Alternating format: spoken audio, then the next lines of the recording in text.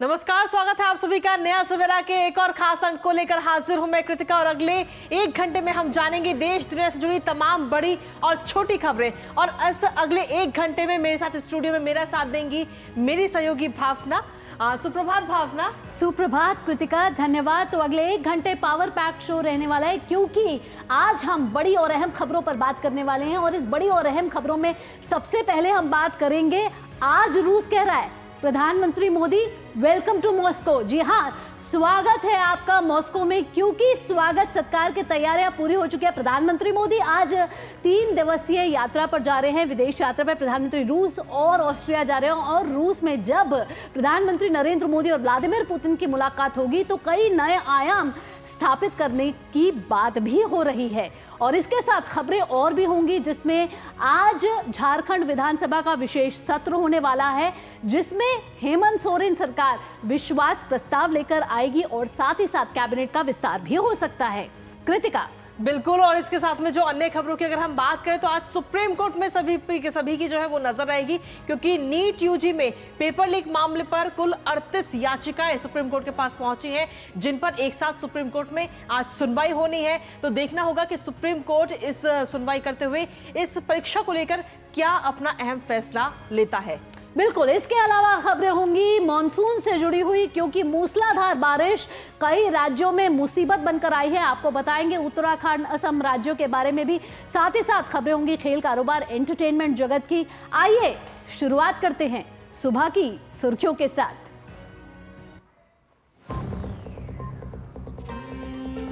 प्रधानमंत्री नरेंद्र मोदी आज से 3 दिन रूस और ऑस्ट्रिया दौरे पर। पहले चरण में मॉस्को में भारत रूस वार्षिक द्विपक्षीय शिखर सम्मेलन में होंगे शामिल। राष्ट्रपति पुतिन के साथ होगी महत्वपूर्ण बातचीत। नीट यूजी परीक्षा से जुड़ी सभी याचिकाओं पर आज सुप्रीम कोर्ट में अहम सुनवाई।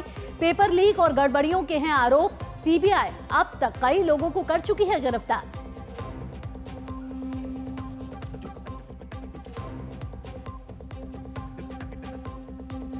झारखंड विधानसभा का विशेष सत्र आज। मुख्यमंत्री हेमंत सोरेन पेश करेंगे विश्वास प्रस्ताव। कैबिनेट का भी होगा विस्तार। जेडीएस के पूर्व सांसद प्रज्वल रेवन्ना की न्यायिक हिरासत का आज अंतिम दिन। यौन शोषण और बलात्कार के आरोप में बेंगलुरु सेंट्रल जेल में है रेवन्ना।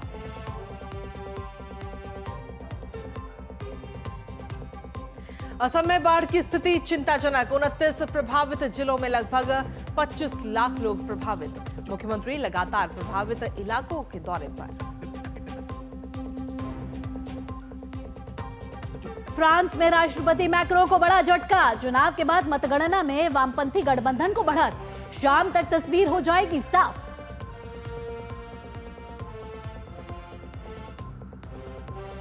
और खेल की खबरों में भारत ने दूसरे T20 में जिम्बाब्वे को 100 रन से दी करारी शिकस्त। फिलहाल 1-1 की बराबरी पर सीरीज। अभिषेक शर्मा ने जड़ा शतक, तो वहीं ऋतुराज गायकवाड़ ने खेली 77 रन की शानदार पारी।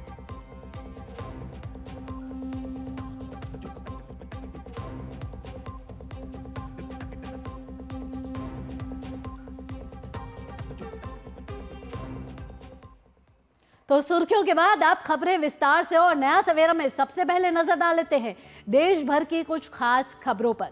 शुरुआत करते हैं प्रधानमंत्री नरेंद्र मोदी की विदेश यात्रा की। नरेंद्र मोदी आज रूस और ऑस्ट्रिया की यात्रा पर रवाना होंगे। रूसी राष्ट्रपति व्लादिमीर पुतिन के आमंत्रण पर प्रधानमंत्री मोदी मॉस्को जा रहे हैं। इस दौरान प्रधानमंत्री मोदी 22वें भारत रूस वार्षिक शिखर सम्मेलन में भाग लेंगे। कृतिका।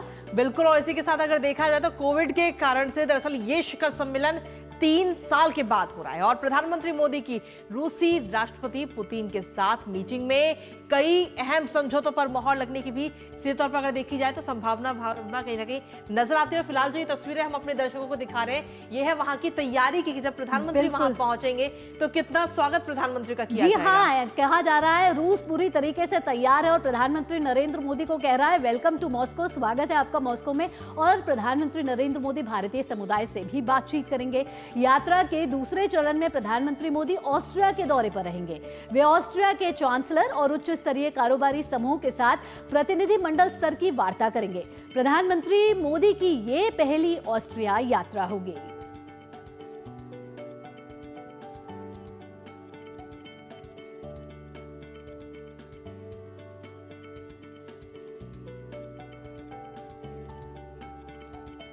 तो प्रधानमंत्री मोदी के रूस पहुंचने से पहले ही वहां के प्रवासी व्यवसायी काफी उत्साहित हैं पीएम मोदी के इस दौरे को लेकर और इस यात्रा को काफी उम्मीदों के साथ भी देख रहे हैं। हमारे संवाददाता सुधीर यादव की एक छोटी सी खास रिपोर्ट आपको दिखाते हैं।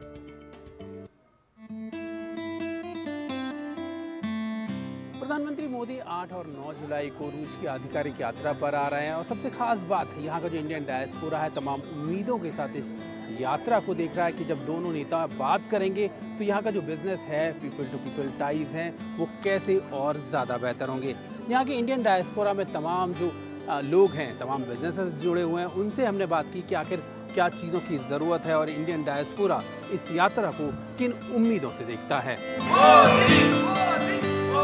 हम लोग बहुत एक्साइटेड है कि ये लोग यहाँ पे आ रहे हैं। डिफेंस में ऑलरेडी चल रहा है, फार्मा में भी चल रहा है, but sky is the limit. हम लोग ये नहीं देखते कि रशिया में manufacturing, we are also looking at manufacturing in India and exporting to Russia. So both ways communication भी आयुर्वेदा है, न्यूट्रास्यूटिकल्स है, विटामिन्स है, वो ग्रो कर रहा है और हम लोग बहुत स्ट्रॉन्ग है भारत इन सारे सेगमेंट में। प्रधानमंत्री जी जो आ रहे हैं, रशियन प्रेसिडेंट के साथ बात होने वाली है इनकी और सारे अथॉरिटी के साथ, तो फार्मा एक बहुत ही टॉप बिजनेस के लिए प्रोस्पेक्टिव है हमारे लिए और अच्छा कुछ होने का उम्मीद है।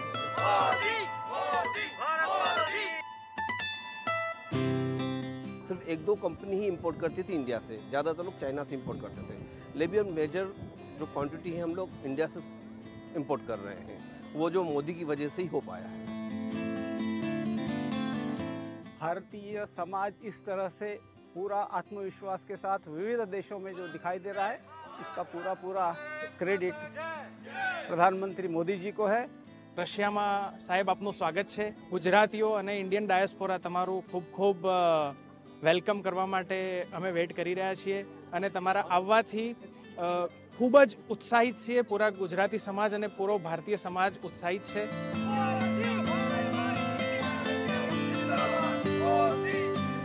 ये सभी इंडियन के मन में यही बात है कि मोदी जी आएँ और जहाँ के रिलेशन और अच्छे बने और बिजनेस और डेवलप हो।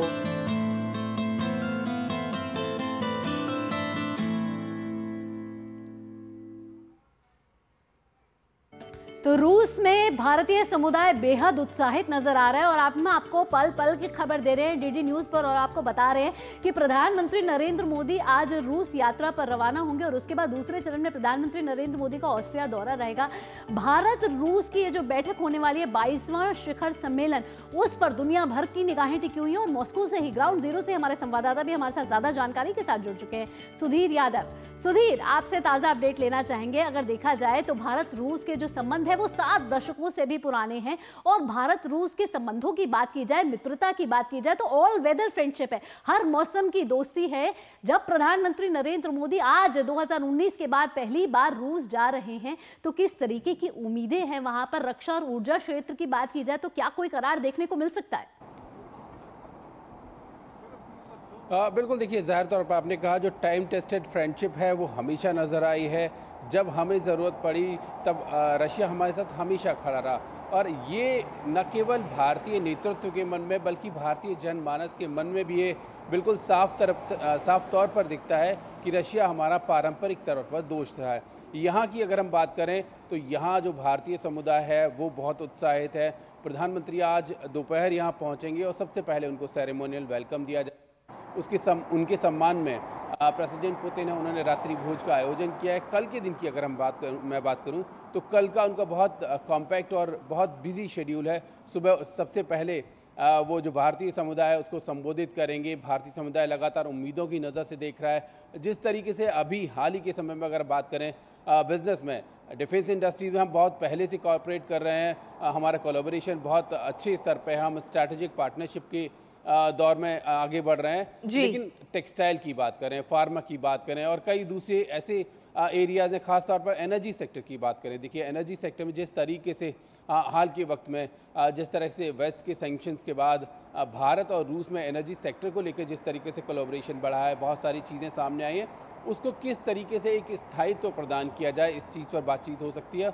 और टूरिज़्म एक ऐसा सेक्टर निकल कर आ रहा है जिसमें बहुत ज़्यादा संभावना है, चूँकि दोनों देश के जो लोग हैं एक दूसरे के साथ पहले से बहुत ज़्यादा अच्छा तालमेल रखते हैं, तो इसको कैसे और ज़्यादा बढ़ाया जाए इस चीज़ पर भी बात हो सकती है। इसके अलावा जिस तरीके से उम्मीद की नज़रें देखी जा रही हैं, जिस तरीके से लगातार जो वैश्विक परिदृश्य है, जिस रशिया यूक्रेन वार की बात करें, वेस्ट के सैंक्शंस की बात करें, इन सब तमाम जो मुद्दे हैं उनके बीच में जो लीडर्स के उन पर बात होने की संभावना है। आतंकवाद एक ऐसा मुद्दा है जिस पर लगातार दोनों देश साथ काम करते रहे और भारत लगातार पूरी दुनिया में इसको मजबूती से उठाता रहा। तो जाहिर तौर पर ये मुद्दे हैं और जिस तरीके से ये 22वां शिखर सम्मेलन है, पहले से जो हमारे संबंध बहुत बेहतर रहे हैं, उम्मीद की जा रही है कि जो हमारे रिश्ते हैं वो एक नई ऊंचाई पर पहुंचेंगे। जी अब बिल्कुल सुधीर, रिश्ते तो ऊंचाई पर पहुंचेंगे ही, लेकिन अगर हम आखिरी यात्रा की बात करें तो 2019 में ये यात्रा हुई थी प्रधानमंत्री की, और उस यात्रा के बाद से जो रिश्ते हैं वो कहीं ना कहीं और लगातार मजबूत होते हुए नजर आए।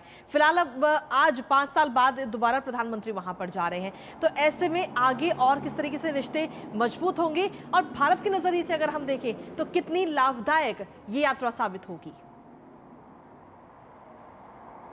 देखिए, भारत के लिहाज से मैंने पहले ही कहा कि एनर्जी सेक्टर है, उसमें जो भारत जो रुपए और रूबल में हमारा जो ट्रेड हो रहा है, करीब 60% हम वो ट्रेड कर रहे हैं। किस तरीके से उसको स्थायित्व प्रदान किया जा सकता है, क्योंकि अभी भी जो पेमेंट है उसमें कुछ समस्याएं आ रही हैं, उनको कैसे एक बेहतर लेवल पर लाया जाए जिससे न केवल भारत और रूस दोनों को फ़ायदा हो और तमाम इसके बीच में जो कुछ मुद्दे आ रहे हैं उनको लेकर बात हो सकती है। इसके अलावा खास तौर पर मैंने कहा टूरिज्म का एक ऐसा सेक्टर है, एनवायरनमेंट के क्षेत्र में बहुत बेहतर जो काम करने की ओर बढ़ रहे हैं। तो ये तमाम अंतर्राष्ट्रीय मुद्दों पर किस तरीके से हमारा सहयोग रहे, क्योंकि पारंपरिक तौर पर हम ये देखते हैं कि जब भी हमें ज़रूरत पड़ी तो रशिया ने हमारा साथ दिया, और वही चीज़ लगातार अंतर्राष्ट्रीय मंचों पर एससीओ की बात करें, ब्रिक्स की बात करें, तमाम G20 और तमाम जो दूसरे मंच हैं, किस तरीके से इस सहयोग को और ज़्यादा बेहतर लेकर आया जा सकता है। क्योंकि हमें ये देखना होगा कि जो रिश्ते हैं वो लगातार,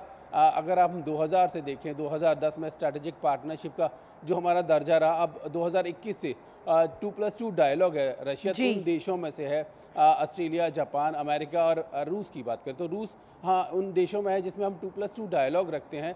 विदेश मंत्री और रक्षा मंत्री के स्तर पर वार्ता होती है। तो किस तरीके से जो प्रोसेस है, सबसे बड़ी बात यहाँ है कि लोग चाहते हैं व्यापार हो, सरकार पहले से एक दूसरे के साथ बहुत अच्छी तरह से सहयोग कर रही है। प्रोसेस को किस तरीके से और ज़्यादा स्ट्रेंथन किया जाए, ये एक बात है। इन मुद्दों पर बिल्कुल बात होगी। जी सुधीर, यहाँ मैं आपसे ये भी पूछना चाहूँगी कि दुनिया भर की निगाहें टिकी हुई हैं इस बैठक को लेकर, जब प्रधानमंत्री नरेंद्र मोदी और रूस के राष्ट्रपति व्लादिमीर पुतिन मुलाकात करेंगे। आपसे पूछना चाहेंगे कि प्रधानमंत्री नरेंद्र मोदी हमेशा से भारत में रक्षा क्षेत्र को मजबूत और आत्मनिर्भर देखना चाहते हैं। इस मामले में अगर जब प्रधानमंत्री नरेंद्र मोदी रूस की यात्रा पे जा रहे हैं तो क्या SU-57 या मैंगो शेल्स को लेकर क्या कोई करार होने की संभावना नजर आ रही है? देखिए, ये तमाम ऐसे मुद्दे हैं जिन पर डिस्कशंस होने की बिल्कुल जाहिर तौर पर संभावना है, और एक हमारा बिल्कुल कंसर्न साफ तौर पर ये है कि जिस तरीके से रशिया यूक्रेन वॉर के दौरान जो हमारी सप्लाईज़ हैं उनमें कुछ डिलेज हुए हैं, उनको लेकर भारत अपना जो कंसर्न जाहिर तौर पर रशिया के सामने रख सकता है। लेकिन चूँकि जाहिर तौर पर ये क्लोज डोर टॉक्स होती हैं, किस तरीके की बात दोनों लीडर आपस में करते हैं, आम तौर पर ये पब्लिक डोमेन में नहीं आता है। लेकिन जिस तरीके से जो रक्षा सूत्र के हवाले से अगर हम बात करें, जो राजनीतिक गलियारे हैं, उनमें जिस तरीके से चीज़ें सामने निकल कर आ रही हैं, माना ये जा रहा है कि जिस तरीके से भारत, अगर हम डिफेंस इंडस्ट्री की खास तौर पर बात करें तो पिछले कुछ समय से रशिया से जो हमारा रक्षा आयात है वो कम हुआ है, लेकिन जिस तरीके से हमारा सहयोग है वो बिल्कुल लगातार बढ़ा है। स्टार्टअप्स का एक ऐसा एरिया है जिसमें हम बहुत बेहतर तरीके से आगे बढ़े हैं। हमारे यहाँ करीब 1 लाख से ज़्यादा स्टार्टअप्स हैं, तकनीक हमारे पास है।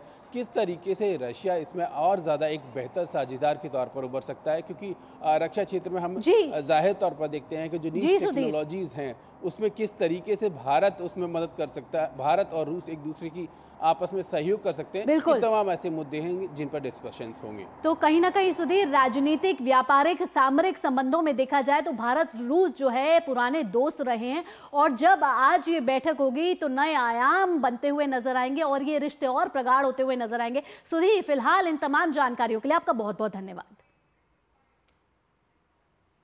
और बिल्कुल नया सवेरा की में लगातार खबरों का जो ये सिलसिला है वो यूं ही जारी है, लेकिन इसी बीच वक्त एक छोटे से ब्रेक का हो गया है। कहीं मत जाएगा, क्योंकि ब्रेक के उस पार खबरें और भी हैं।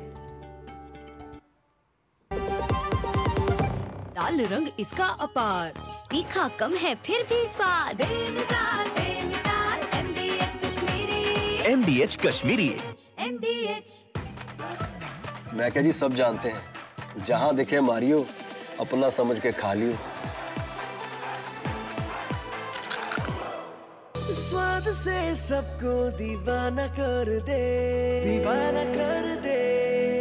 पता का चाय, गजब का स्वाद। चुटकुला समझ नहीं आया? समझ तो ये नहीं आता कि खेत धान का या खरपतवार का। तो इसमें समझना क्या है दोस्त? ले आओ धान के खरपतवारों का स्पेशलिस्ट ग्रीन लेबल।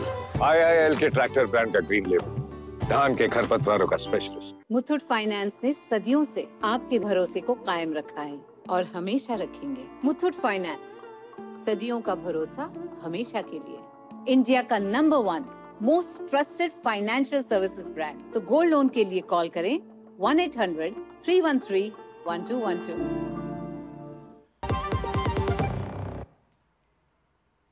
और ब्रेक के बाद एक बार फिर से स्वागत है आप सभी का नया समय में। अब आगे बढ़ेंगे और अगली खबर का रुख कर लेते हैं, जहां गड़बड़ी और पेपर लीक जैसे तमाम विवादों में घिरी नीट यूजी परीक्षा का जो भविष्य है वो क्या होगा, इस पर फिलहाल प्रश्न चिन्ह है, क्योंकि ये आज सुप्रीम कोर्ट में सुनवाई के बाद ही तय हो पाएगा। और इस सुनवाई पर पूरे देश के करीब 24 लाख छात्रों की निगाहें टिकी हुई हैं। फिलहाल सुप्रीम कोर्ट के सामने इस पूरे विवाद को लेकर अब तक 26 याचिका पहुंच चुकी हैं और इनमें से ज्यादातर इस परीक्षा को रद्द करने और नए सिरे से परीक्षा कराने की मांग की याचिकाएं भी शामिल हैं। मुख्य न्यायाधीश की अध्यक्षता में बनी बेंच में ये सुनवाई होगी। मांग ये भी है कि कथित गड़बड़ियों की अलग और स्वतंत्र जांच हो। बढ़ते नीट विवाद के बीच केंद्र ने सर्वोच्च न्यायालय में हलफनामा भी दाखिल किया और कहा कि किसी भी सबूत के अभाव में नीट परीक्षा को दोबारा आयोजित करने की कोई जरूरत नहीं है।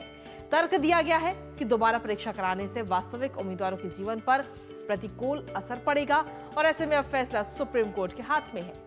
इसी बीच सीबीआई इस पूरे मामले में जांच कर रही है और अभी तक कई आरोपियों की गिरफ्तारी भी हो चुकी है।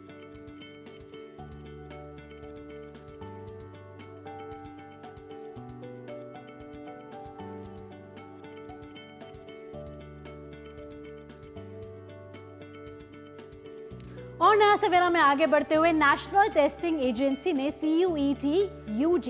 CUET परीक्षा 2024 की आंसर की जारी कर दी है। छात्र एनटीए की आधिकारिक वेबसाइट से आंसर की डाउनलोड कर सकते हैं। उम्मीदवार 9 जुलाई तक आंसर की को चुनौती दे सकते हैं।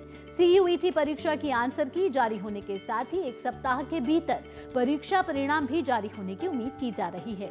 एनटीए इस परीक्षा के आयोजन में गड़बड़ी से जुड़े छात्रों की शिकायतों की भी जांच कर रही है। इस बारे में 30 जून तक मिली सभी शिकायतों की एनटीए जांच कर रही है। अगर किसी भी अभ्यर्थी की शिकायत सही पाई गई तो एनटीए उनके लिए 15 से 19 जुलाई के बीच फिर से परीक्षा का आयोजन कर सकती है।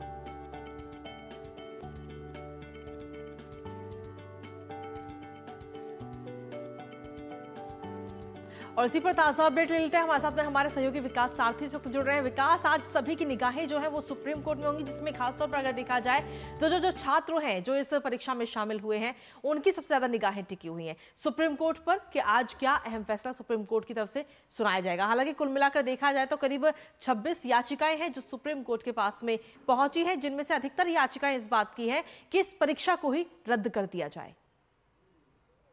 बिल्कुल कृतिका, ये इसलिए भी महत्वपूर्ण है क्योंकि पहली बार एक नियमित बेंच, अब से पहले ये जो 26 याचिकाओं का जो जिक्र किया, इसमें बहुत सारी याचिकाएं जो वेकेशन बेंच थी उनके सामने आती रही और उस वक्त सुप्रीम कोर्ट ने टिप्पणी भी की थी कि वेकेशन बेंच के पास समय का अभाव होता है, इसीलिए वो फिलहाल केवल नोटिस जारी करके इसको लिस्ट कर रहे हैं 8 जुलाई के लिए।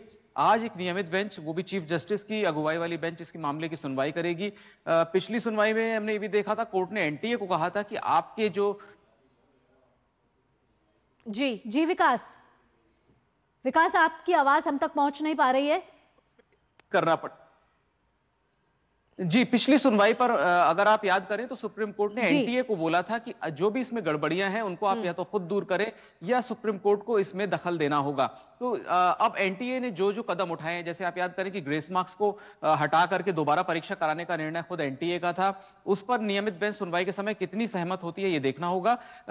अगर हम इन याचिकाओं की बात कर लें तो मोटे तौर पर इसमें एक समूह उन याचिकाओं का है जिन्होंने इस मामले में सीबीआई जांच की मांग की है, दोबारा परीक्षा कराए जाने की मांग की है।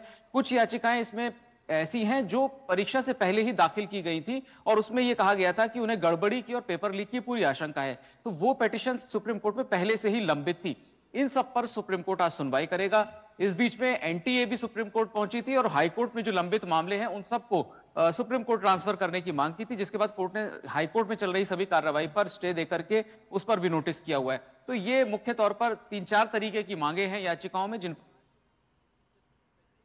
के आज किसी तरह के फैसले की उम्मीद तो बहुत कम है, लेकिन ये मामला किस दिशा में जाएगा ये आज तय हो जाएगा। क्योंकि अगर एनटीए के उठाए कदमों से सुप्रीम कोर्ट संतुष्ट रहा तो हो सकता है कि एक दिन तय करके याचिकाओं का निपटारा कर दिया जाए, और अगर कोर्ट असंतुष्ट रहता है एनटीए की ओर से की गई अब तक की कार्रवाई से, तो कुछ अलग मेजर्स लिए जा सकते हैं कोर्ट की तरफ से। ये सब सुनवाई के बाद साफ हो पाएगा। जी विकास, अगर एनटीए की हम बात करें तो एनटीए किस तरीके से अपना पक्ष वहां पर सुप्रीम कोर्ट में रखती हुई नजर आ सकती है आज? बिल्कुल, हाल ही में देखिए 2 हलफनामे आए, एक केंद्र की तरफ से और एक खुद एनटीए की तरफ से। इन दोनों हलफनामों में जो अभी जांच चल रही है सीबीआई की, उसको लेकर के जानकारी दी गई है कि सीबीआई अलग अलग राज्यों में कार्रवाई कर रही है। दूसरी बात यहां पर यह कही गई कि गड़बड़ी हुई है, ये बात खुद एनटीए ने भी माना है और केंद्र ने भी अपने हलफनामे में माना है कि 2 जगहों पर पटना में और गुजरात के गोधरा सेंटर पे कुछ गड़बड़ियां हुई हैं जिनको सीबीआई सघनता से जिसकी जांच कर रही है। लेकिन परीक्षा रद्द करके दोबारा परीक्षा कराना उन छात्रों के साथ नाइंसाफी होगी जिन्होंने इसमें अच्छे मार्क्स सिक्योर किए हैं और मेरिट लिस्ट में अपने लिए एक जगह बनाई है। हलफनामे में यह भी कहा गया कि तमाम गड़बड़ी जो इन 2 सेंटर्स पर कही जा रही है, उसके बावजूद इन सेंटर्स पर किसी को भी कोई बहुत ही रेप्यूटेड प्रतिष्ठित संस्थान में दाखिला नहीं मिलेगा। मेरिट से ये स्थिति साफ है। ऐसे में पूरी परीक्षा रद्द करना कहीं ना कहीं तर्कसंगत नहीं होगा। ये अभी तक का एनटीए का और केंद्र सरकार का रुख रहा है। जी विकास, इसमें जिस तरीके से आपने बताया कि सरकार का भी यही रुख रहा है और हलफनामा भी दाखिल कर चुकी है जिसमें सरकार ने कहा है कि फिर से नीट का एग्जाम कराना सही नहीं होगा। फिलहाल विकास, इन तमाम जानकारियों के लिए आपका बहुत बहुत धन्यवाद।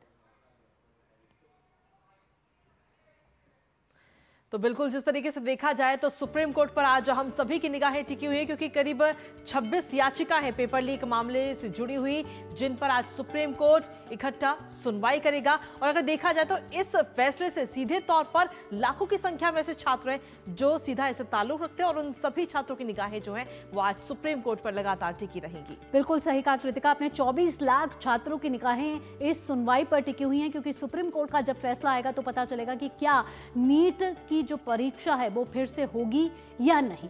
आइए अब आगे बढ़ते हैं।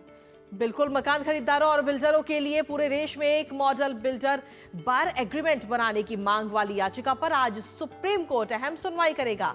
और इससे पहले कोर्ट की ओर से नियुक्त एमिकस क्यूरीज ने इस मामले में अपनी 3rd स्टेटस रिपोर्ट कोर्ट में दायर कर दी है। राज्यों की ओर से दिए गए सुझावों पर गौर करने के बाद कोर्ट ने अपनी पुरानी सिफारिश में कुछ बदलाव किए हैं। जनवरी 2023 में एमिकस क्यूरे ने जो मॉडल एग्रीमेंट दिया था उसमें खंड ए के प्रावधान देश भर के लिए समान रखे गए हैं, जबकि खंड बी में राज्य स्थानीय परिस्थितियों के मुताबिक बदलाव कर सकते हैं। जनवरी 2023 में सुप्रीम कोर्ट ने राज्यों से कहा था कि वह इस मॉडल एग्रीमेंट पर अपने सुझाव रखें। 12 राज्यों से मिले सुझावों के बाद मॉडल एग्रीमेंट के खंड ए में संशोधन किए गए हैं और अब इन्हें मंजूरी के लिए सुप्रीम कोर्ट के लिए सामने रखा जाएगा। इससे पहले सुप्रीम कोर्ट ने केंद्र को नोटिस जारी किया था। वकील अश्वनी उपाध्याय की ओर से 2020 में दायर याचिका में कहा गया था कि बिल्डर की तरफ से बनाए जाने वाले एग्रीमेंट में कई अस्पष्ट शर्तें होती हैं, जिनके चलते बाद में खरीदार को नुकसान उठाना पड़ता है। बिल्कुल, और इसे रोकने के लिए पूरे देश में अब एक मॉडल एग्रीमेंट लागू होना चाहिए।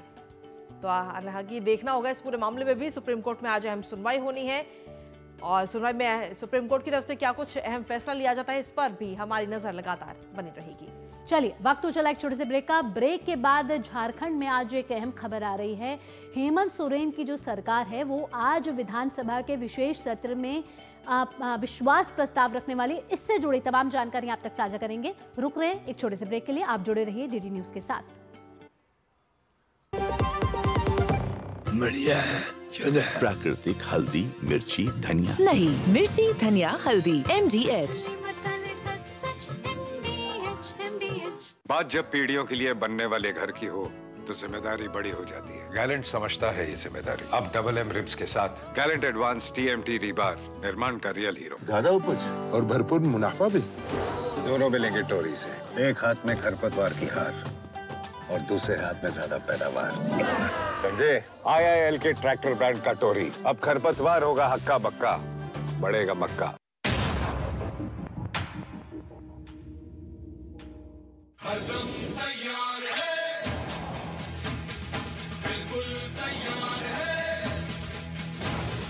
हरदम तैयार है, बिल्कुल तैयार है, जी जाने से तैयार है, इसीलिए तो हम लहरों के पहरेदार हैं। जय भारती, जय भारती, हम हैं नौसेना, हम हैं भारत के सारथी। जय भारती, जय भारती, हम हैं नौसेना, हम हैं भारत के सारथी, सारथी, सारथी।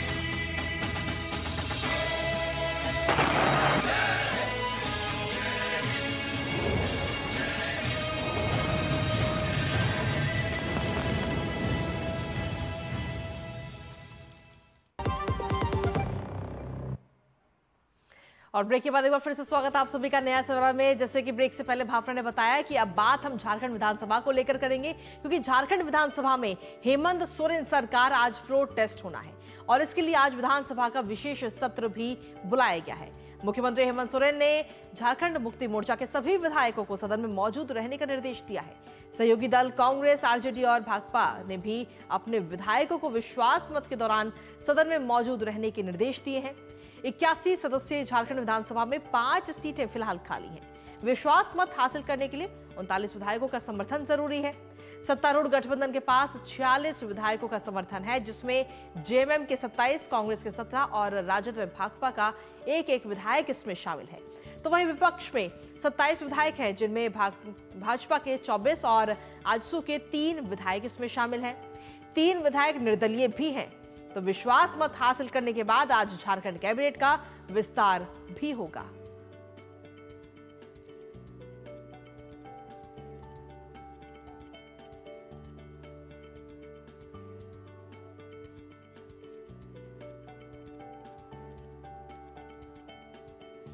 और इस बीच बीजेपी ने हेमंत सोरेन की सरकार को अब तक की देश की सबसे भ्रष्ट सरकार बताया।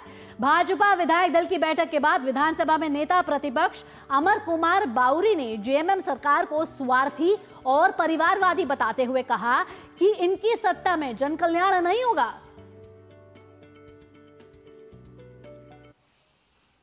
ये सबसे बड़ा भ्रष्टाचारी सरकार, इस देश का सबसे बड़ी सबसे भ्रष्टाचारी सरकार रिटर्न हुई है और वो सिर्फ और सिर्फ अपने स्वार्थ के लिए रिटर्न हुई है, अपने घपले घोटाले को छिपाने के लिए रिटर्न हुई है, उस पर पर्दे ढकने के लिए, उसको ये सच्चों को मिटाने के लिए रिटर्न हुई है। तो निश्चित रूप से उसमें जनता का कहीं पर भी उत्थान या जनता का कल्याण नहीं है, वो सिर्फ और सिर्फ स्वार्थ है और इस स्वार्थ को लेकर के उस सदन में आने वाले हैं। हम लोग सिर्फ इतना ही चैलेंज करते हैं कि वाद विवाद में आइए और वाद विवाद में आकर के आप क्यों इस सरकार लाए हैं और हम ये बताएंगे कि आप में कितनी कमियां हैं, आप कितने झूठे हैं, कितने स्वार्थी हैं, आप कितने बड़े परिवारवादी हैं। और इसी पर ही ज्यादा जानकारी देने के लिए हमारे साथ हमारे संवाददाता रांची से जुड़ चुके हैं दिवाकर, आपसे ताजा अपडेट लेना चाहेंगे कि जिस तरीके से भूमि अधिग्रहण मामले में, मनी लॉन्ड्रिंग मामले में फंसे रहे हेमंत सोरेन और अब जमानत के बाद मुख्यमंत्री की शपथ तो ले चुके हैं, आज फ्लोर टेस्ट होना है, क्या राह आसान रहेगी? और कैबिनेट की विस्तार की बात की जाए तो माथापच्ची अभी भी चल रही है। देखिए, निश्चित तौर पर जो फ्लोर टेस्ट है वो तो निश्चित तौर पर बहुत ही आसान होने वाली है, क्योंकि अंतर बहुत ज्यादा है। सत्ता पक्ष के जो विधायकों का समीकरण है, क्योंकि झारखंड विधानसभा में 81 सीटें हैं, उनमें से 5 सीट फिलहाल खाली है, क्योंकि कई विधायक इस बार सांसद बनकर चले गए। तो उस लिहाज से 46 जो विधायकों का समर्थन है वो सत्ता पक्ष के पास है, और जो अपोजिशन है, जिसमें अपोजिशन में 2 लोग हैं एनडीए गठबंधन में, और एक है बीजेपी और दूसरा उनका आरसी पार्टी जो सहयोगी है। तो इन दोनों को मिलाकर करीब जो 30 सीटें आता है। तो ये बहुत अगर विषम परिस्थिति नहीं होती है तभी कुछ वैसी मुश्किल होगी हेमंत सरकार को अपना फ्लोर टेस्ट पास करने में, लेकिन स्थिति बहुत ही साफ है कि फ्लोर टेस्ट वो इजीली पास कर लेंगे। लेकिन उसके बाद जो एक खेल चल रहा है कि मंत्रिमंडल का विस्तार, क्योंकि आपको याद होगा कि 2 दिन पहले जब हेमंत सोरेन ने मुख्यमंत्री पद के तौर पर शपथ लिया था तो उस दौरान उन्होंने अकेले शपथ ली थी, क्योंकि चंपई सोरेन को एकाएक मुख्यमंत्री पद से हटाया गया था और उसके बाद उन्होंने मुख्यमंत्री पद की शपथ ली। तो निश्चित तौर पर जो कह सकते हैं कि सत्ता पक्ष का जो गठबंधन है उसमें मंत्रिमंडल फेरबदल को लेकर लगातार माथापच्ची का जो स्थिति है वो चली आ रही है और देखने को मिल रही है। जिस तरीके से झारखंड मुक्ति मोर्चा में भी कुछ लोग हैं जो नाराज बताए जाते हैं कि भाई उनको भी मंत्रिमंडल में जगह मिलना चाहिए, और कांग्रेस खेमे में तो कई लोग हैं जो उम्मीद लगाए, कई सालों से इस बात की चर्चा चल रही थी कि जब भी मंत्रिमंडल विस्तार होगा तो कुछ नए चेहरों को जगह मिलेगी और कांग्रेस के जो पुराने मंत्री है जिनका परफॉर्मेंस उतना अच्छा आला कमान की नजर में नहीं है उनको हटाया जाएगा। लेकिन वैसी स्थिति, क्योंकि अब झारखंड में सितंबर और अक्टूबर में चुनाव होने हैं, तो वैसे में अब लगता नहीं है कि बहुत ज्यादा फेरबदल की स्थिति होगी। लेकिन निश्चित तौर पर अगर फेरबदल की स्थिति होती है और कुछ नए चेहरों को जगह मिलती है तो एक असंतोष के जो बादल है वो खासकर कांग्रेस में जरूर देखने को मिल सकते हैं। जी चलिए, फिलहाल बहुत बहुत शुक्रिया दिवाकर तमाम जानकारी और अपडेट्स हमारे साथ साझा करने के लिए। चलिए, नया सवेरा में अब आगे बढ़ते हैं, बात कर लेते हैं पुरी में भगवान जगन्नाथ की रथ यात्रा की, जो कि शुरू हो चुकी है और 16 जुलाई तक चलेगी। हर साल आषाढ़ मास के शुक्ल पक्ष की द्वितीय से रथ यात्रा शुरू होती है और दशमी तिथि को समाप्त होती है।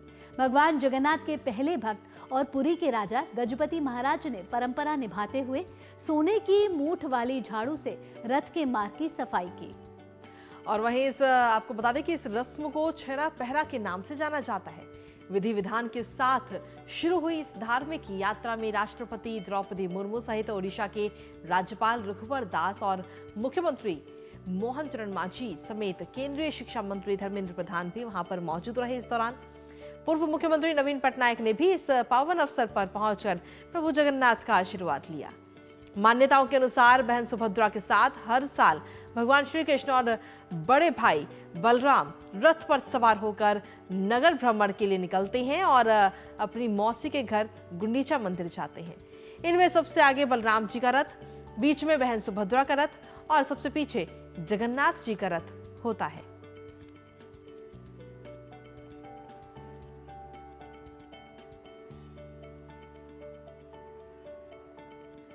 तो इस भव्य रथ यात्रा को लेकर हमारे संवाददाता भी हमारे साथ जुड़ चुके हैं, ओपी यादव का रुख करते हैं। ओपी, आपसे पूछना चाहेंगे कि बेहद ही खूबसूरत तस्वीरें हमने देखी कल की, और जिस तरीके से यात्रा निकली, लाखों श्रद्धालु जो हैं रथ के पीछे और आसपास दिख रहे थे। आज किस तरीके से रथ यात्रा आगे चलेगी और कितने श्रद्धालुओं की वहां आने की उम्मीद है?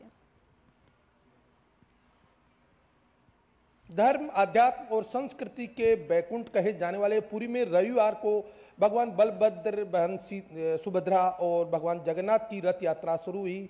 राष्ट्रपति द्रौपदी मुर्मू भी इसमें शिरकत करने पहुंची और उन्होंने बहन सुभद्रा के रथ को खींचकर एक सांकेतिक शुरुआत की और ये रथ तकरीबन 5 मीटर आगे बढ़ा और शाम 5 बज गए, इसलिए सूर्यास्त के बाद रथ नहीं चलता, इसलिए उसको रोक दिया गया। लेकिन आज सुबह 9 बजे पूजा पाठ और विधि विधान के साथ ये फिर से रथ यात्रा शुरू होगी और शाम तक ये वहाँ पे जो कुंडीचा माता मंदिर है वहाँ पहुँचेगी। तो भगवान बलभद्र, बहन सुभद्रा और भगवान जगन्नाथ वहाँ रुकेंगे। तो जो पौराणिक मान्यता है उनके अनुसार आषाढ़ माह की शुक्ल पक्ष की द्वितीय को ये शुरुआत होती है और दशमी को ये वापस समाप्त होती है। लेकिन इस बार ऐसा 1971 के बाद 53 साल बाद एक ऐसा नक्षत्र बना जिसे नव यौवन दिवस जो आता है एक दिन पहले आता, लेकिन इस बार सेम डे आ गया। इस वजह से इसको कृष्ण पक्ष की जो अष्टमी है उसमें दिन कम होने की वजह से ये परिवर्तन ज्योतिषाचार्यों ने किया और यही वजह की 2 दिन की यात्रा रही। तो आज फिर ये यात्रा शुरू होगी और इस यात्रा में कल तकरीबन 10 लाख से अधिक लोग थे। आज भी वही भीड़ यहाँ ज्यादा दिखाई देगी क्योंकि जो ये धर्म, अध्यात्म और संस्कृति का महासंगम है इसमें भारतीय नहीं दुनिया भर से लोग और श्रद्धालु आते हैं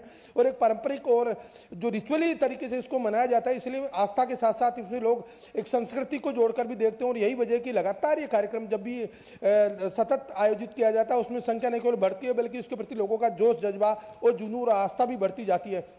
ये जो कार्यक्रम है इसके बारे में बताना चाहूँगा कि इसमें जो भगवान बलभद्र, भगवान जगन्नाथ और सुभद्रा की जो मूर्तियाँ, उनमें भगवान जगन्नाथ की मूर्ति सबसे बड़ी जो मूर्ति और या मंदिर जो कहें, मंदिर सबसे बड़ा जिसकी ऊंचाई 44 मीटर और 2 इंच है। इसके बाद जो बलभद्र जी का है उसकी 43 मीटर और 3 इंच ऊंचाई है और उसके बाद जो सुभद्रा जी का जो रथ है उसकी 42 मीटर और 3 इंच ऊंचाई है। तो ये इनके अलग अलग जो परिवेश है उससे भी इसको पहचाना जा सकता है। जो जगन्नाथ जी है उनका पीले वस्त्र और लाल वस्त्र में जो रथ सजाया गया है। दूसरा सुभद्रा जी का है, वो काले और लाल में है, और जो बलभद्र जी का वो गहरे हरे रंग और लाल रंग में रंगा हुआ है। तो ये अलग से ये जो छटा बिखेरता है, रंग दिखता है। इसमें तकरीबन 1250 मीटर का कपड़ा लगा हुआ है। कई महीनों से इसकी तैयारियां चलती रहती है। जो रथों की बात करूं तो भगवान जगन्नाथ के रथ में 16 पहिए हैं, बलभद्र जी के में 14 हैं और सुभद्रा जी के में 12 पहिए लगे हुए। तो एक बहुत ही अनूठा, अलौकिक, भव्य दिव्य तरह का आयोजन है, जिसकी आज दूसरे दिन शुरुआत होगी। शाम ये वहाँ कुंडिचा माता मंदिर पहुंचेंगे, 9वीं तक ये यहाँ रुकेंगे, फिर 10वीं को वापिस आएंगे। यहाँ आने के बाद इनको स्वर्ण आभूषण प्रदान किए जाएंगे और फिर जो लक्ष्मी जी हैं यहाँ जो विराजी हुई है उनके पास जाएंगे। तो जब गेट का द्वार बजाएंगे तो एक मान्यताओं के अनुसार वो उनसे मांग करेंगे तो वो गेट नहीं खोलेंगे, क्योंकि उनको वो लेकर नहीं गए। तो उनको रसगुल्ले का भोग लगाकर जब वो गेट अंदर प्रवेश करेंगे, फिर ये इस रिचुअली कार्यक्रम समाप्त होगा। चलिए, फिलहाल बहुत बहुत शुक्रिया ओपी, तमाम जानकारी और अपडेट्स हमारे साथ में साझा करने के लिए। और फिलहाल आइए रथ यात्रा की सीधी तस्वीरों का रुख कर लेते हैं। तो बिल्कुल ये सीधी तस्वीरें इस वक्त आपको दिखा रहे हैं जगन्नाथपुरी से, जहां पर अब रथ सबसे कुछ ही देर में ये यात्रा दोबारा से शुरू होगी। तो वहां पर आप देख सकते हैं तस्वीरों के माध्यम से कि लाखों की संख्या में जो है श्रद्धालु वहां पर पहुंचे हैं और लाखों श्रद्धालु इस समय पुरी जगन्नाथ पहुंचे हुए हैं। और आज 53 साल बाद इस तरीके का नक्षत्र बना है कि जिस तरीके से आज जो है एक बार और जो रथ यात्रा निकलेगी और भगवान जगन्नाथ की यात्रा में लाखों श्रद्धालु हर बार आते हैं। और ये भव्य तस्वीरें आप देख रहे हैं जिसमें लाखों श्रद्धालु इस समय पहुंचे हुए हैं। वहां पे भगवान जगन्नाथ की रथ यात्रा निकलेगी और जिस तरीके से भगवान जगन्नाथ सबसे पीछे रहते हैं, उससे पहले बलराम जी की और उससे पहले उनकी बहन सुभद्रा जी का रथ निकलता है और आसपास सभी श्रद्धालु जो हैं वो साथ में निकलते हैं। और आपको बता दें कि कल राष्ट्रपति द्रौपदी मुर्मू ने भी वहाँ पहुंची थी और रथ यात्रा का हिस्सा बनी थी। साथ ही कई केंद्रीय मंत्री भी जो थे वो भी वहाँ पहुंचे थे। और आज श्रद्धालु एक बार फिर रथ के साथ चलेंगे और भगवान का नाम जपते हुए आगे बढ़ेंगे। तो बिल्कुल इस रथ यात्रा की अगर हम बात करें तो एक उत्सव की तरह यहाँ पर इस रथ यात्रा को देखा जाता है और लाखों की संख्या में जो श्रद्धालु हैं वो दूर दूर से इस यात्रा में शामिल होने के लिए पहुंचते हैं और रथ को खींचने के लिए काफी उत्साह उन सबके बीच में देखने को मिलता है। हर किसी की एक मनोकामना होती है कि वो भी वहां पर जाए और भगवान जगन्नाथ का जो रथ है उसमें खींच करके अपना भी सहयोग दे और पुण्य कमाए, क्योंकि इस यात्रा को देखा जाए तो काफी महत्व इस यात्रा का माना जाता है और 100 यज्ञों के बराबर का ये पुण्य देता है ये रथ। और कई पौराणिक कथाएं जो हैं वो इस रथ यात्रा के साथ जुड़ी हैं और ये लाइव तस्वीरें आप लगातार हमारी स्क्रीन पर देख रहे हैं पीछे, जहां लाखों भक्त जो हैं वो इस समय पहुंचे हुए हैं रथ यात्रा में। और एक बार फिर शुरू हुई है रथ यात्रा। आज सुबह भगवान की आरती हुई है, उसके बाद भगवान को भोग लगाया गया है और एक बार फिर से रथ यात्रा शुरू हो रही है। आपको बता दें कि 53 साल बाद जो है इस का योग बना है जब 2 दिन तक ये रथ यात्रा जो है वो चलेगी और साथ ही साथ 16 जुलाई तक जो है भगवान के दर्शन कर पाएंगे श्रद्धालुगण। और इसी के साथ में चलिए अब खबरों में आगे बढ़ते हुए बात करते हैं अब असम की, जहां पर असम में बाढ़ की स्थिति जो है बेहद ही चिंताजनक बनी हुई है। लेकिन इससे पहले एक छोटे से ब्रेक के लिए रुकेंगे।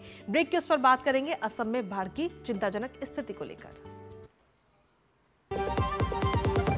MDH का किचन किंग किचन में हो तो हम सब कुछ बना सकते हैं। बैंगन का भरता, आलू गोभी, भिंडी मसाला और भी बहुत कुछ। MDH। बात जब पीढ़ियों के लिए बनने वाले घर की हो तो जिम्मेदारी बड़ी हो जाती है। गैलेंट समझता है ये जिम्मेदारी। अब डबल M रिब्स के साथ गैलेंट एडवांस TMT रीबार, निर्माण का रियल हीरो। चुटकुला समझ नहीं आया? समझ तो ये नहीं आता कि खेत धान का या खरपतवार का। तो इसमें समझना क्या है दोस्त? ले आओ धान के खरपतवारों का स्पेशलिस्ट ग्रीन लेबल। IIL के ट्रैक्टर ब्रांड का ग्रीन लेबल, धान के खरपतवारों का स्पेशलिस्ट। ब्रेक के बाद आपका स्वागत। आप देख रहे हैं नया सवेरा और अब बात कर लेते हैं मुसीबत मूसलाधार की, क्योंकि कई राज्यों में जो बारिश है वो बाढ़ का कहर बनकर गुजरी है और उसी में असम भी है। असम में बाढ़ की स्थिति चिंताजनक बनी हुई है। राज्य के 28 प्रभावित जिलों में लगभग 23 लाख लोग बाढ़ की चपेट में हैं। राज्य के कई स्थानों पर प्रमुख नदियां खतरे के निशान से ऊपर बह रही हैं। कछार, कामरूप, धुबरी, नागांव, गोलपाड़ा, बारपेटा, डिब्रूगढ़, बुंगाई गांव, लखीमपुर, जोरहाट, कोकराझार, करीमगंज और तिनसुकिया प्रभावित जिलों में शामिल हैं। 3 जिलों कामरूप महानगर, कामरूप और डिब्रूगढ़ के शहरी इलाकों में भी बाढ़ का अलर्ट है। इस बीच असम के मुख्यमंत्री हेमंत बिस्वा शर्मा ने बाढ़ राहत शिविरों में पीड़ितों से मुलाकात कर उनका हालचाल जाना। उन्होंने कहा कि राहत कैंप की सुरक्षा और स्वच्छता सरकार की प्राथमिकता है।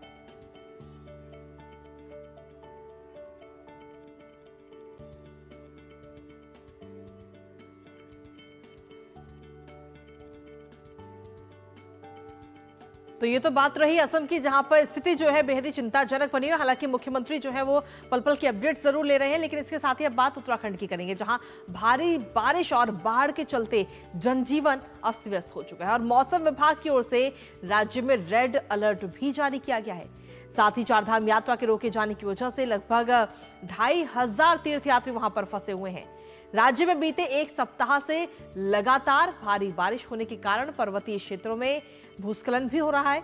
मौसम विभाग ने 9 जिलों में अत्यंत भारी बारिश की चेतावनी भी जारी की है। राज्य के कुमाऊं मंडल में भारी बारिश जारी है। बीते 24 घंटे की बात की जाए तो देहरादून में सर्वाधिक 11 सेंटीमीटर बारिश हुई है। वहीं चंपावत, नैनीताल और उधम सिंह नगर में 10 सेंटीमीटर बारिश दर्ज की गई है। तो कई राज्यों में बारिश जो है वो आफत बनकर आई है और बाढ़ से हालात अभी भी गंभीर बने हुए हैं। बात करें अगर असम की, उत्तराखंड की, मौसम विभाग ने अगले और कुछ दिनों तक के लिए बारिश का अलर्ट जारी किया है। हमारे संवाददाता भी लगातार हम तक जानकारी पहुंचा रहे हैं। अवधेश जुड़ चुके हैं देहरादून से। अवधेश, आपसे जानना चाहेंगे कि जिस तरीके से उत्तराखंड में 9 जिलों के लिए मौसम विभाग ने अलर्ट जारी किया गया है, ऐसे में आगे वाले आने वाले दिनों में किस तरीके के हालात रहने की उम्मीद है और फिलहाल बारिश कितनी हो रही है अभी उत्तराखंड में?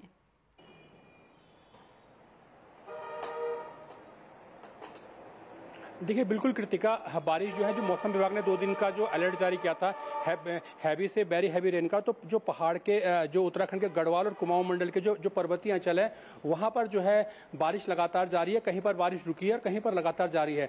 ज़्यादा असर जो है कृतिका कुमाऊं मंडल में देखने को मिल रहा है। कुमाऊं मंडल में चंपावत और उधम सिंह नगर में जो है बारिश के प्रकोप, जो पहाड़ों पर बारिश हुई है, तो यहाँ जो नदियों का जलस्तर नीचे और कई गाँव जो है पानी भर गया है। चंपावत खासतौर से चंपावत के कई गाँव में जो है जलभराव की स्थिति उत्पन्न हो गई है, जिससे स्थानीय प्रशासन और एसडीआरएफ वहां पर तैनात है।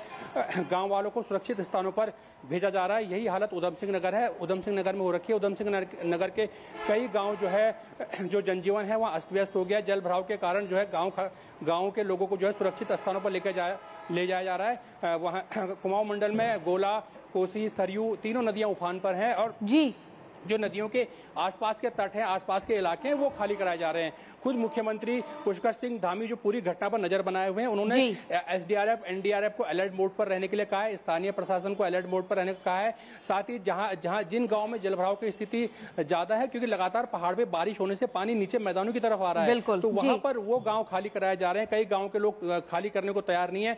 उनको समझाया जा रहा है कि जब स्थिति सामान्य होगी तो आपको वापिस भेज दिया जाएगा। जी। तो अवधेश, जहां जनजीवन अस्त व्यस्त हो रखा है वहां चारधाम यात्रा की बात करें अवधेश, तो जिस तरीके से कई तीर्थयात्री अभी भी वहां फंसे हुए नजर आ रहे हैं, संक्षेप में आपसे जानना चाहेंगे।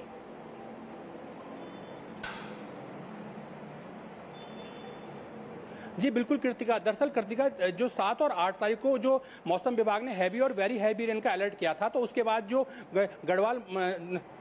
गढ़वाल मंडल आयुक्त विनय शंकर पांडे, वो यात्रा संगठन, चारधाम यात्रा संगठन के अध्यक्ष भी हैं, उनकी ओर से यात्रियों से अपील की गई थी कि 2 दिन 7 और 8 तारीख को जो यात्री ऋषिकेश में है वो ऋषिकेश में रहे और जो जहां सुरक्षित स्थानों पर है, क्योंकि जो गढ़वाल मंडल में खासतौर से बद्रीनाथ केदारनाथ मार्ग पे कई जगह पे लैंडस्लाइड होती है और जो हैवी रेन के कारण प्रशासन किसी भी तरह का जोखिम लेना चाहता था, इसलिए सभी यात्रियों को जो निकट के सुरक्षित स्थान है वहां पर रुकने के लिए कहा गया था। कहा कि बारिश में कोई भी यात्री जो है यात्रा न करे। लगभग 30 लाख से अधिक यात्री जो है चारधाम की यात्रा कर चुके हैं। तो तमाम एडवाइजरी जो है वो जारी कर दी गई है। फिलहाल के लिए उत्तराखंड में जनजीवन अस्त व्यस्त है, बारिश को लेकर अलर्ट जारी है, 9 जिलों में अलर्ट जारी है। फिलहाल के लिए अवधेश, इन तमाम जानकारी के लिए आपका बहुत बहुत धन्यवाद। और बिल्कुल इसी के साथ में नया सवेरा की अगर हम बात करें तो लगातार खबरों का सिलसिला यूं ही जारी है, लेकिन इसी बीच बुलेटिन में वक्त एक छोटे से ब्रेक का हो गया है। आप बने रहिए हमारे साथ और देखते रहिए डीडी न्यूज। दादी के हाथों का जादू और खुशबू से महकता घर। MDH गरम मसाला, असली मसालों से भरा हूँ मैं, क्योंकि हर रिश्ता है स्वाद से जुड़ा। ज्यादा उपज और भरपूर मुनाफा भी। दोनों मिलेंगे टोरी से, एक हाथ में खरपतवार की हार और दूसरे हाथ में ज्यादा पैदावार। समझे? IIL के ट्रैक्टर ब्रांड का टोरी, अब खरपतवार होगा हक्का बक्का, बढ़ेगा मक्का। बात जब पीढ़ियों के लिए बनने वाले घर की हो, तो जिम्मेदारी बड़ी हो जाती है। गैलेंट समझता है ये जिम्मेदारी। अब डबल एम रिब्स के साथ गैलेंट एडवांस TMT रीबार, निर्माण का रियल हीरो। ब्रेक के बाद आपका स्वागत है। आप देख रहे हैं नया सवेरा और वक्त हो चला है हमारे खास सेगमेंट अखबारों की सुर्खियां जानने का।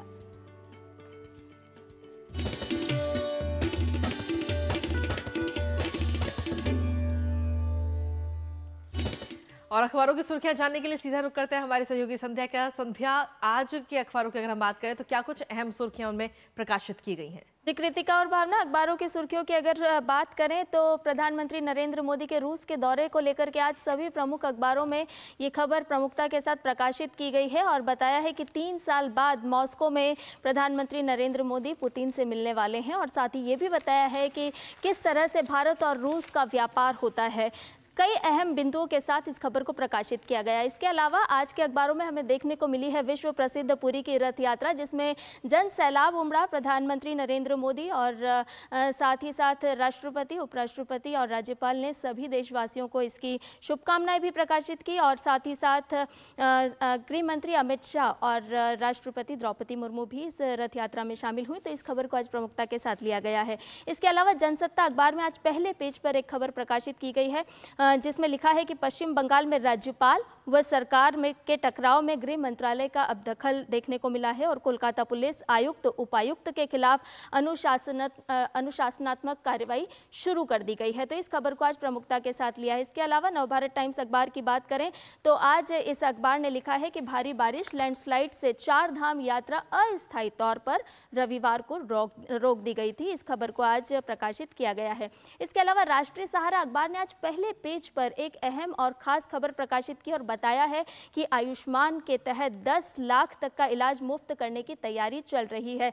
जी हाँ, ये देखा जाए तो स्वास्थ्य के लिहाज से और लोगों के लिहाज से बेहद ही अहम और खास खबर है, जिससे 70 साल से अधिक उम्र के लोग इसके दायरे में आ सकेंगे। इसके अलावा एक WHO की खबर प्रकाशित की गई है राष्ट्रीय सहारा अखबार ने और लिखा है कि WHO की एजेंसी का खुलासा है जिसमें बताया गया है कि जो टैल्कम पाउडर है उससे कैंसर का खतरा बढ़ रहा है। और चलते चलते एक और खबर की बात करें तो उसमें 20 साल में उत्तर भारत ने बर्बाद कर दिया 450 घन किलोमीटर भूजल। ये खबर को आज लगभग सभी अखबारों में एक रिपोर्ट के माध्यम से प्रकाशित किया गया है। तो आज के अखबारों में अलग अलग क्षेत्रों से जुड़ी हुई ये है खास और अहम खबरें। अखबारों की तमाम विभिन्न क्षेत्रों की खबरों को हम तक प्रस्तुत करने के लिए आपका बहुत बहुत धन्यवाद। और चलिए इसी के साथ में अब तो ये थी अखबारों की सुर्खियां और अखबारों की सुर्खियों के बाद में अब हमारा अगला सेगमेंट की रुख कर लेते हैं और देखते हैं खबरें दुनिया भर से।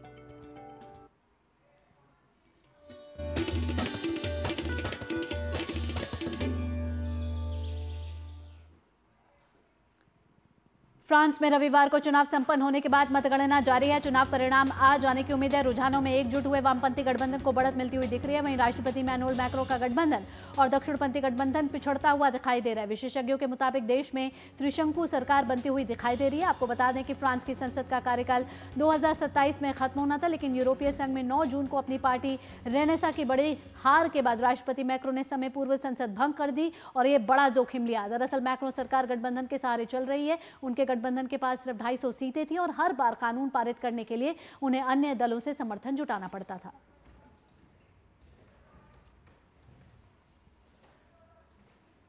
और दुनिया भर के बाद अब बात कर लेते हैं कारोबार जगत की फटाफट अंदाज में।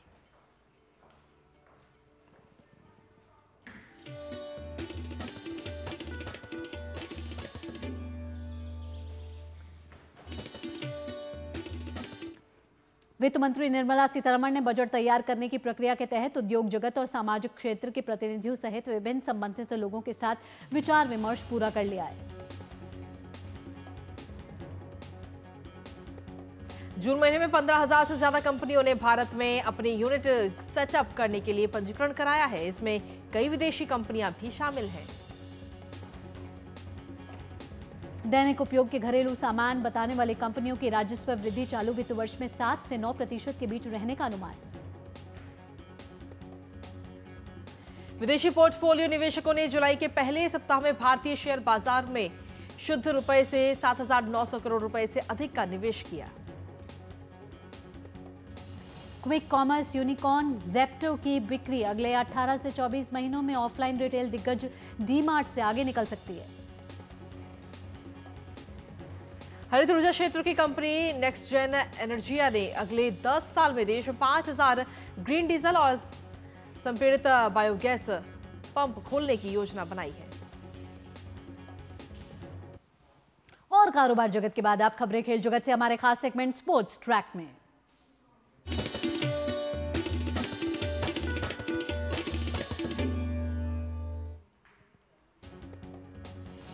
भारत ने 5 मैचों की सीरीज के दूसरे मैच में जिम्बाब्वे को 100 रन से हरा दिया। सीरीज में दोनों टीमें 1-1 की बराबरी पर हैं।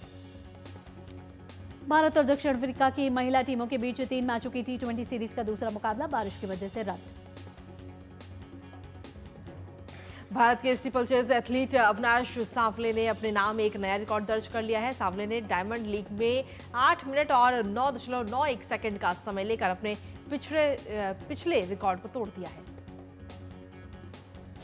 स्क्वॉश खिलाड़ी अभय सिंह और जोशाना चिनप्पा ने एशियाई स्क्वॉश डबल चैंपियनशिप में स्वर्ण पदक पर अपना कब्जा जमाया। वहीं एशियाई स्क्वैश डबल्स चैंपियनशिप में ही खेले गए एक अन्य मैच में भारत के अभय सिंह और बेलावन सेंथिल कुमार की शीर्ष वरीयता प्राप्त जोड़ी ने स्वर्ण पदक हासिल किया। और नया सवेरा में आप रुख कर लेते हैं सिने और ग्लैमर वर्ल्ड की खबरों का फटाफट अंदाज में।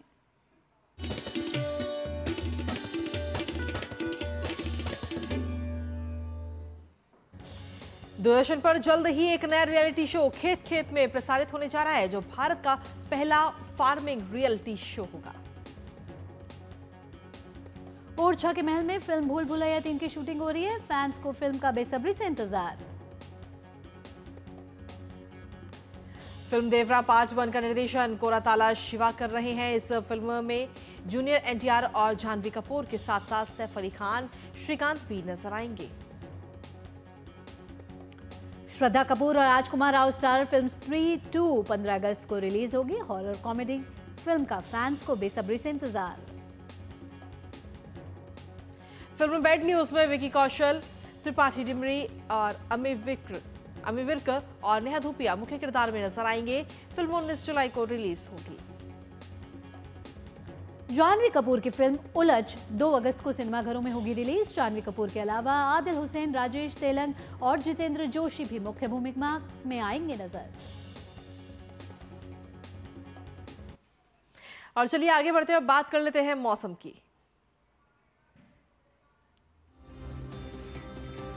तो मौसम की अगर बात करें तो दिल्ली की बात करें तो आज आसमान में बादल छाए रहने का अनुमान है। और आइए जानते हैं विभिन्न राज्यों और शहरों का न्यूनतम और अधिकतम तापमान।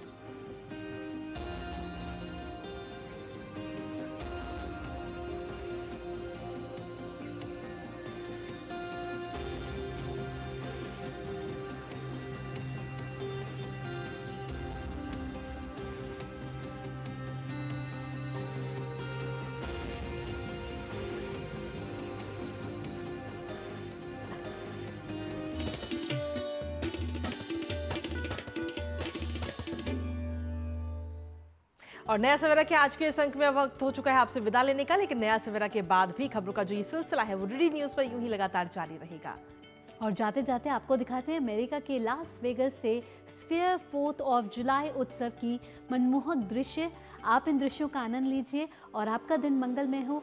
स्वस्थ रहिए, अपना ख्याल रखिएगा। मुझे कृतिका और नया सवेरा की टीम को फिलहाल के लिए दीजिए अनुमति। डीडी न्यूज पर खबरों का सिलसिला यूं ही जारी रहेगा। नमस्कार।